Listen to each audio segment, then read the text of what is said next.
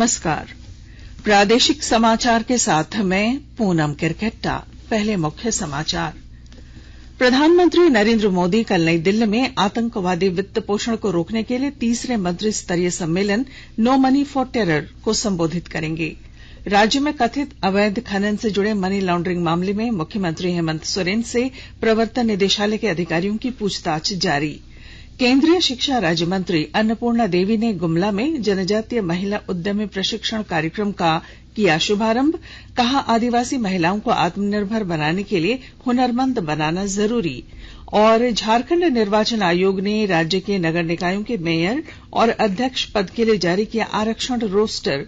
रांची नगर निगम अनुसूचित जाति के लिए आरक्षित। और अब समाचार विस्तार से।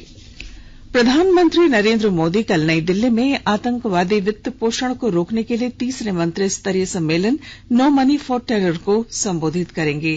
2 दिनों तक चलने वाले इस सम्मेलन से आतंकवाद को उपलब्ध होने वाले धन को रोकने के लिए राष्ट्रों और संगठनों को प्रभावी विचार विमर्श का अवसर मिलेगा। राज्य के मुख्यमंत्री हेमंत सोरेन से राज्य में कथित अवैध खनन से जुड़े मनी लॉन्ड्रिंग मामले में प्रवर्तन निदेशालय के अधिकारियों की पूछताछ जारी है। बताया जाता है कि मुख्यमंत्री से पूछताछ के लिए ईडी ने 100 सवालों की लिस्ट तैयार की है। उनसे पूछताछ के लिए दिल्ली से अफसरों की टीम रांची पहुंची है। आज दिन के करीब 12:30 बजे मुख्यमंत्री श्री सोरेन कड़ी सुरक्षा व्यवस्था के बीच ईडी के कार्यालय पहुंचे।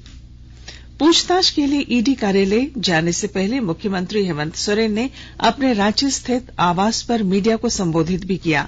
उन्होंने अपने ऊपर लगे आरोपों को बेबुनियाद बताया।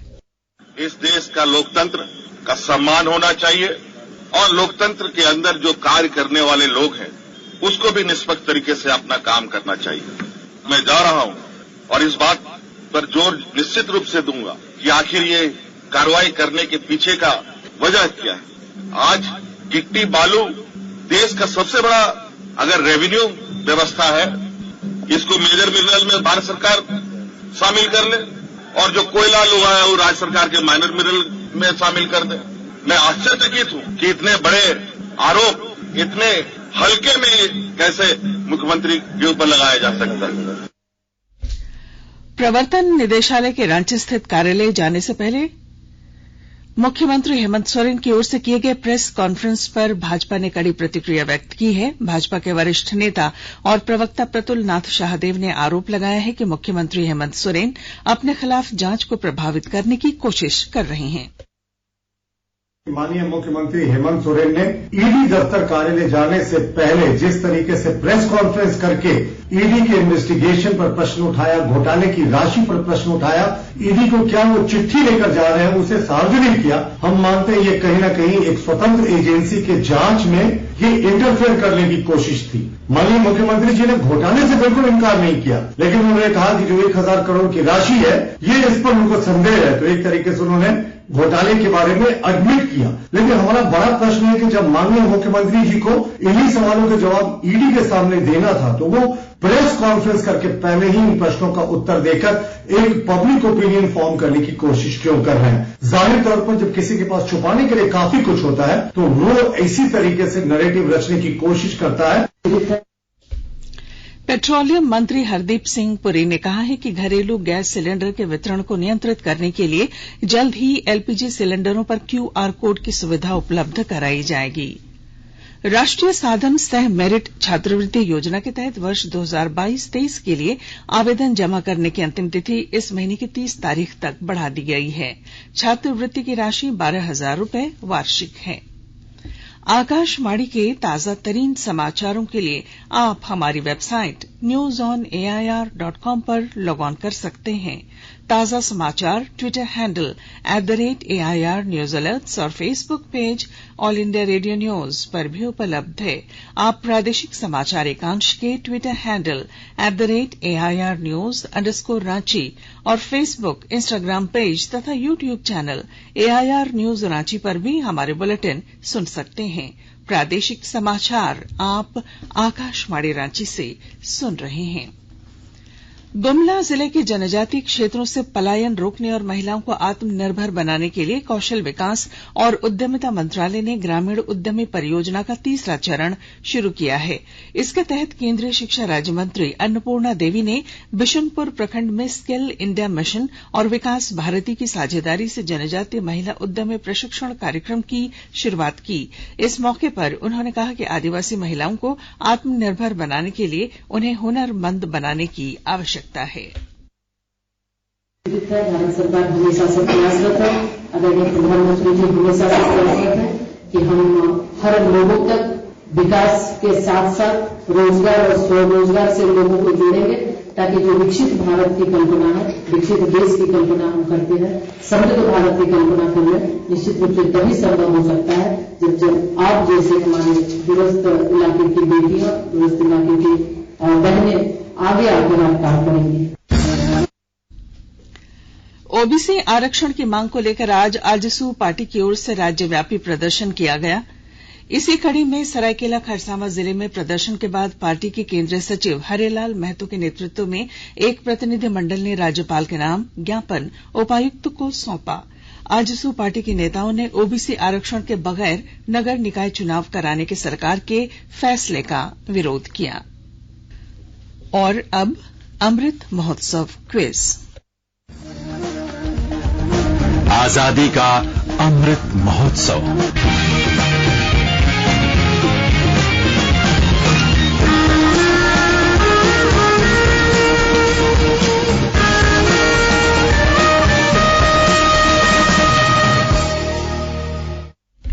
देश के 75वें स्वाधीनता दिवस समारोह के उपलक्ष्य में आजादी का अमृत महोत्सव के अंतर्गत प्रादेशिक समाचार एकांश आकाशवाणी रांची द्वारा स्वाधीनता संग्राम और उसके गौरवशाली इतिहास पर 18 अगस्त 2021 से साप्ताहिक अमृत महोत्सव क्विज का शुभारंभ किया गया है।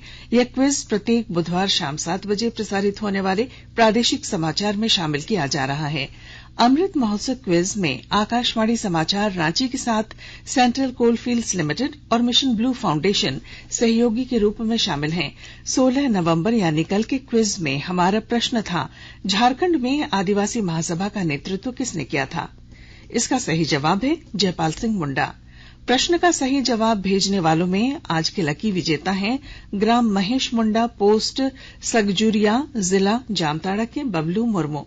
बबलू जी, आपको बहुत बहुत बधाई। आपको आपका प्रमाण पत्र और पुरस्कार जल्द भेजा जाएगा। झारखंड राज्य निर्वाचन आयोग ने राज्य के सभी 9 नगर निगमों के मेयर पद का आरक्षण रोस्टर आज जारी किया। रोस्टर के मुताबिक रांची नगर निगम को इस बार अनुसूचित जाति के लिए आरक्षित किया गया है। अधिसूचना के अनुसार मेदिनीनगर, गिरिडीह और मानगो नगर निगम सीट को अनारक्षित घोषित किया गया है, जबकि देवघर, धनबाद तथा चास नगर निगम को महिलाओं के लिए आरक्षित किया गया। वहीं आदित्यपुर नगर निगम अनुसूचित जनजाति की महिलाओं के लिए और हजारीबाग नगर निगम को अनुसूचित जनजाति के लिए सुरक्षित किया गया है। लोहरदगा जिले के 40 छात्र छात्राओं के लिए रांची स्थित institute of hotel management, catering technology and applied nutrition में मुफ्त पढ़ाई की व्यवस्था की गई है।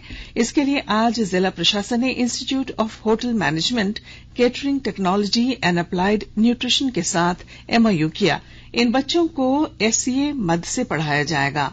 लोहरदगा के सांसद सुदर्शन भगत ने कोचिंग सेंटर का उद्घाटन करते हुए कहा कि यहां के छात्र छात्राओं को जेईई और नीट की तैयारी के लिए भी अब रांची नहीं जाना पड़ेगा।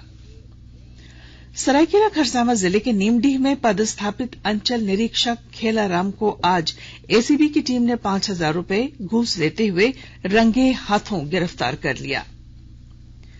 जनजातीय गौरव दिवस के अवसर पर केंद्रीय संचार ब्यूरो की ओर से खूंटी जिले में बच्चों और विद्यार्थियों को राष्ट्रीय गौरवपूर्ण शिक्षा की ओर उन्मुख करने के उद्देश्य से प्रदर्शनी सह प्रतियोगिताओं का आयोजन किया जा रहा है। 19 नवंबर तक चलने वाले इस कार्यक्रम का उद्घाटन लोकसभा के पूर्व उपाध्यक्ष पद्म भूषण कड़िया मुंडा द्वारा किया गया। और राजधानी रांची के ठाकुर विश्वनाथ शाहदेव इंडोर स्टेडियम में आज से खेलो इंडिया विमेन वुशु लीग शुरू हो गई है। इसका उद्घाटन खेल निदेशक सरोजनी लकड़ा ने किया। इस लीग में वेस्ट जोन के विभिन्न राज्यों के 700 खिलाड़ी और पदाधिकारी भाग ले रहे हैं। खिलाड़ी 45 पदकों के लिए जोर आजमाइश करेंगे। और अब अंत में मुख्य समाचार।